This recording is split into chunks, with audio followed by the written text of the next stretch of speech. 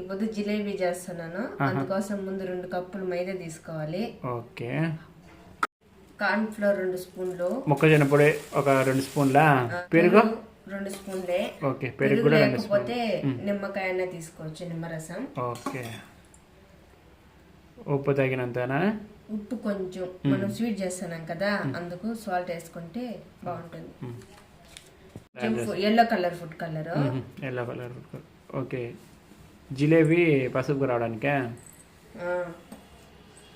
కలిపితే సరిగ్గా రాదు, ఒంట్లు కట్టకపోతే. దీంతో కడితే కొంచెం ఒంట్లు లేకుండా నీట్గా వస్తాయి.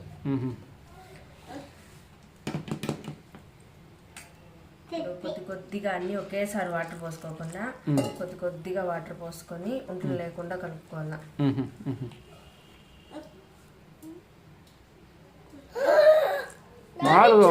చేత్తోనే కలుపుతారా? చేత్తో సరిగ్గా రాదు, ఆడాడ ఒంట్లుగా ఉండిపోతుంది, జిలేబీ సరిగ్గా రాదు. దీంతో కలుపుకున్నామంటే కొంచెం అంటే బాగా వస్తుంది. కొద్దిగా నీళ్ళు పోసుకొని బాగా ఒంట్లు లేకుండా మనకు దోశ పిండి కదా వస్తుంది చూసావా, ఆ కంటెస్టెంట్లో బాగా కలుపుకోవాలి. ఓకే. కలిపేసిన బాగా 2 నిమిషాలు. మనము ఎంత బాగా కలుపుతామో అంత బాగా వస్తుంది. ఓకే. జిలేబీలో ఏమో ఇదే కదా ఫస్ట్ టైం చేయటం. ఇంతేనా? ఇవే నా కరెక్ట్గా ఇంకేమైనా వేయాలనా? ఇవే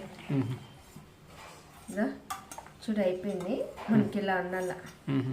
ఓకే, పక్కన పెట్టుకుందాం. మనం ఆ లోపల చక్కెర సిరప్ చేసుకుందాం, చక్కెర పాకం.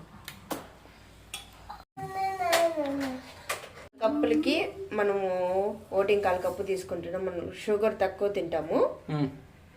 షుగర్ ఎక్కువ వేసుకునే వాళ్ళు 2 కప్పులు తీసుకోవచ్చు, లేదా 1.5 కప్పు తీసుకోవచ్చు. ఓకే, 3/4 కప్పు నీళ్ళు.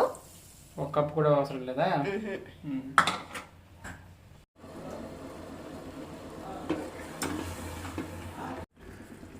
తీగపాకం కలిపి పెట్టుకున్నది. ఇలా ఒక దాంట్లో పాల ప్యాకెట్ కానీ పెరుగు ప్యాకెట్ కానీ తీసుకొని ఇలా నీట్గా వాష్ చేసుకొని కట్ చేసుకొని దీంట్లో వేసుకోవాలా. ఇలా పెట్టుకొని